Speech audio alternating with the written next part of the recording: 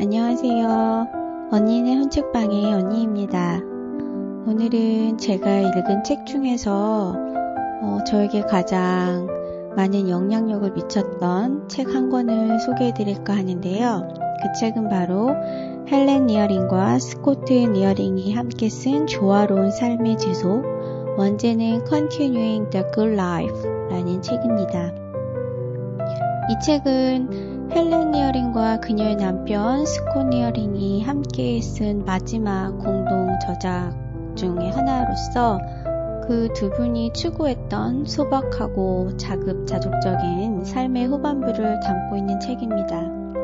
이 책은 조화로운 삶, Living the Good Life의 후속편에 해당되는데요.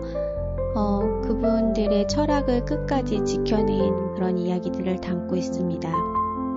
출간은 1979년도에 나왔고요. 한국어판 제목으로는 조화로운 삶의 지속, 조화로운 삶 2 등으로 번역 소개되었습니다.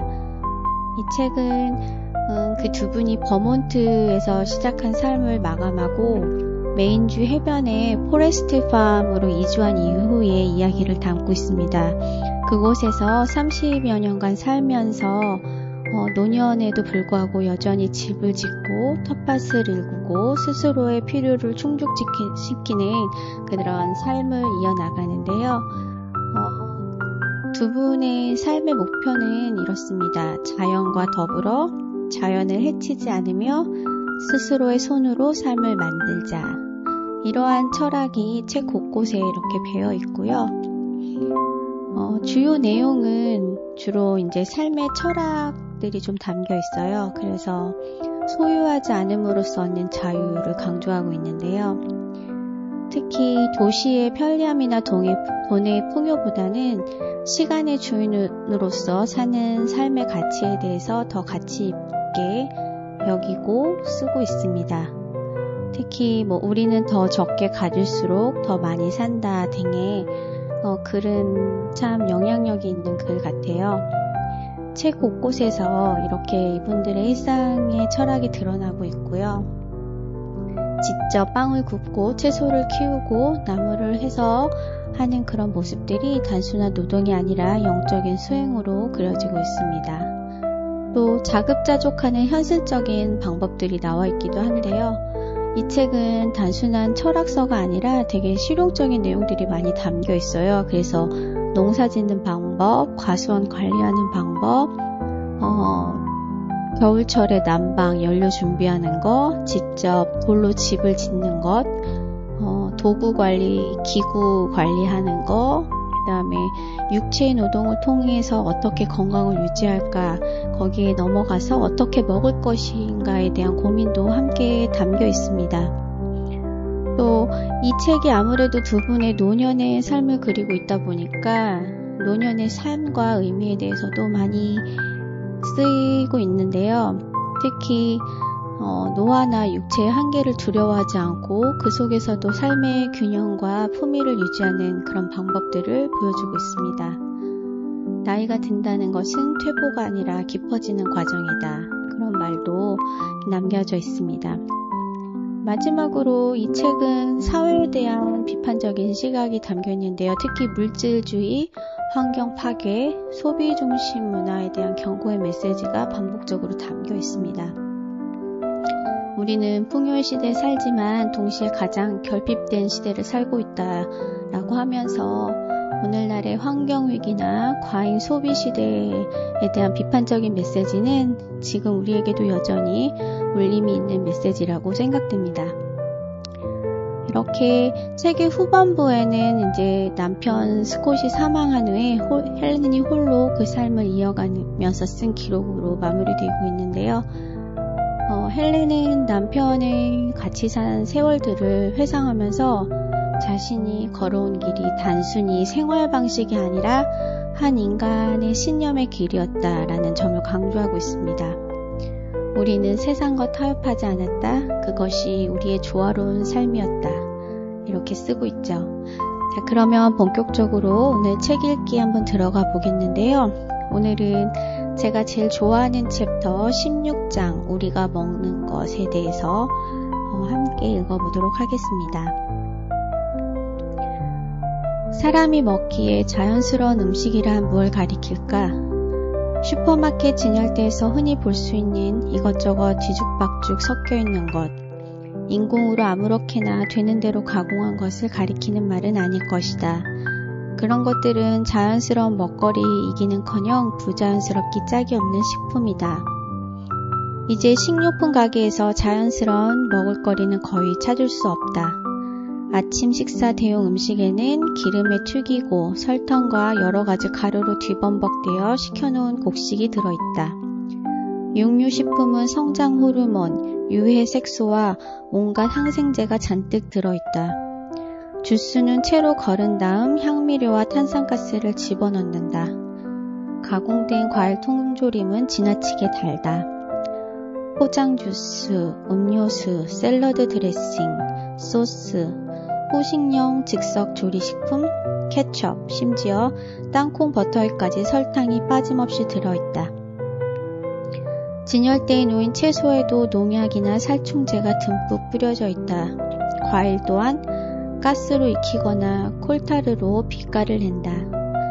아이스크림은 지나치게 단맛을 낸 데다 인공 향미료가 뒤덤벅되어 있다는 악명이 자자하다. 음식점에 가면 짧은 시간에 간단하게 끼니를 때울 수 있다. 하지만 음식점 음식은 몇 시간 동안 끓이고 볶아서 비타민이 없어진 것이다. 요리하기 전에도 몇 주 동안이나 몇 달 동안 도매상과 기차와 창고를 거쳐왔다. 미국에서 돈 주고 사 먹는 음식들은 이 손 저 손 온갖 손들을 거친 것들이다. 배고픈 사람 앞에 다다를 때까지 그 음식은 가공되고 변질되어서 자연으로부터 까마득히 멀어진 것이다. 몸에 좋고 영양 많고 천연 그대로의 먹을거리는 어디에 있을까? 두말할 것 없이 우리가 가꾼 밭에 우리 부엌에 있다. 당신이 먹을 것은 당신 손으로 심어라. 스스로 밥상을 차려라. 되도록이면 날로 먹어라. 세상에서 가장 훌륭하고 소박한 음식은 가공하지 않은 것이고 밭이나 나무나 풀밭이나 숲에서 곧장 가져온 것이고 영양소가 그대로 온전하게 간직되어 있을 때 날로 먹는 것이다. 이것이 살아있는 것이다. 이것이 영양이 되는 것이다. 이것이 좋은 먹을거리다. 우리는 먹을거리를 자급자족할 수 있고 자급자족하고 있다. 자급자족이란 스스로 심어 먹는다는 말이다. 반세기 가까이 밭농사를 지으면서 우리가 기른 채소가 모자랐던 적은 한 번도 없었다. 한 해 내내 밭에서 곧장 가져온 먹을거리로 한 끼를 채운다. 늦가을과 겨울과 이른 봄에는 다른 방법으로도 먹을거리를 얻는다. 첫째, 태양열 온실에서 상추, 파슬리, 무, 부추, 케일, 시금치 같은 것을 심어 먹는다. 둘째, 가랑잎은 담은 상자에 넣어 저장실에 넣어둔 사과, 감자, 당근, 양파, 비트, 순무, 그 밖에 다른 뿌리 채소들을 갖다 먹는다.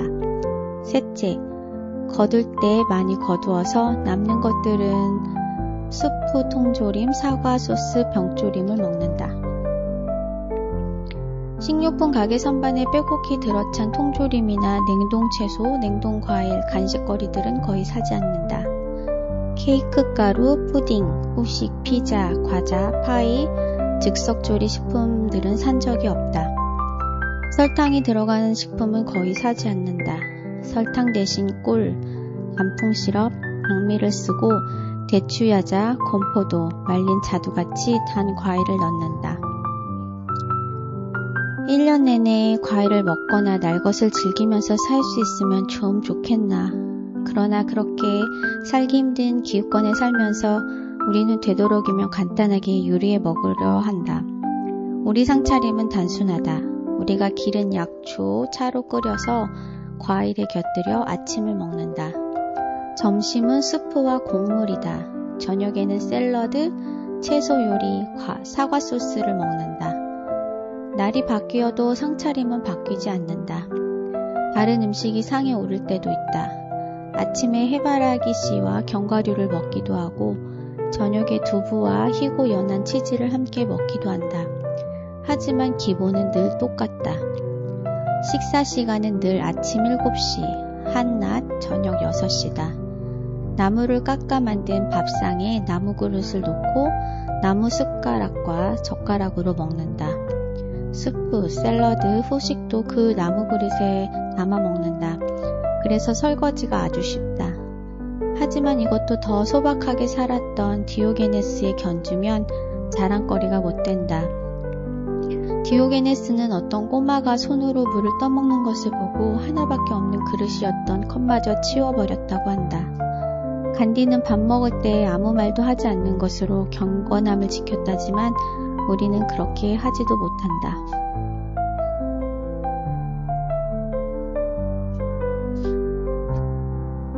우리가 고기를 먹지 않는다는 얘기는 아직 하지 않았다. 우리는 채식을 조화로운 삶에서 빠뜨릴 수 없는 일로 여긴다. 채식주의는 건강을 지키는 길이기도 하거니와 윤리와 인도주의에 걸맞는 길이다. 남의 살을 먹지 않는 건 너무 당연한 일이다. 남의 살을 먹지 않는 건 너무나 당연한 일이다. 채식이 조화로운 삶을 살기 위해 반드시 지켜야 할 덕목이 아니라고 하더라도 적어도 우리에게는 반드시 지켜야 할 일이 있었다.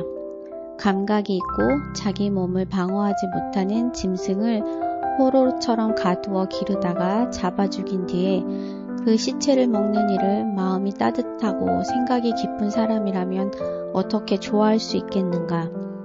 사람 고기를 먹는 관습도 지금은 거의 사라졌듯이 이 야만스럽고 이기심으로 가득 찬 관습은 앞으로 사라져야 한다.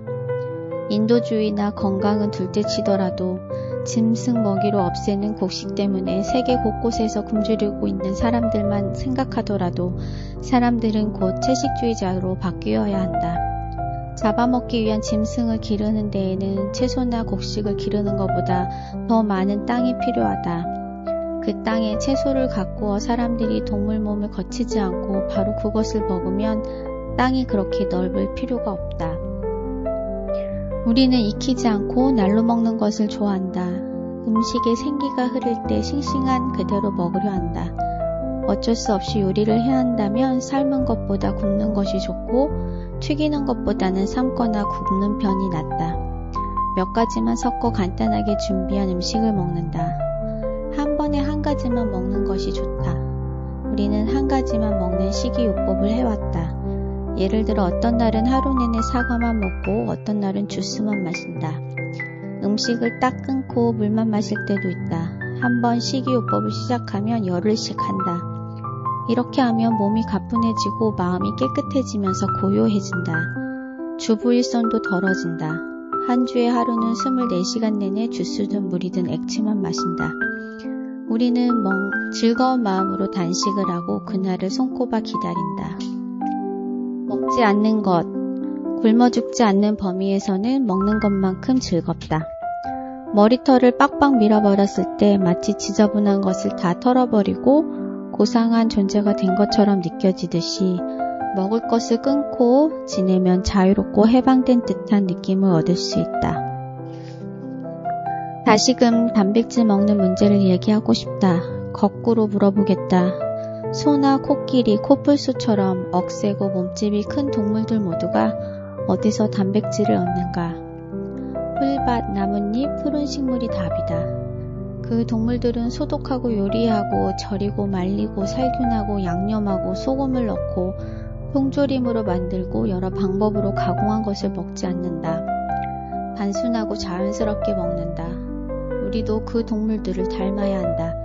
소박하게 살려는 이들에게는 소박하게 먹어야 한다. 집에서 유기농으로 기르고 간편하게 준비한 것들. 우리가 먹는 것은 싱싱하고 영양 많고 돈도 적게 든다. 50해를 한결같이 그렇게 먹었고 남은 날도 그렇게 먹고 살 작정이다. 오늘의 책 읽기는 여기까지 하겠습니다. 저도 이 책을 읽으면서 채식주의를 몇 번 도전해봤었는데요. 직장 생활을 하면서 채식만을 먹는 것이 그렇게 쉽진 않더라고요. 그래서 여전히 실패한 채식주의의 삶을 살고 있지만 그래도 이 책을 읽을 때마다 다시 한번 건강하게 먹는 그런 것들에 대해서 고민해보고 생각해보게 됩니다. 감사합니다.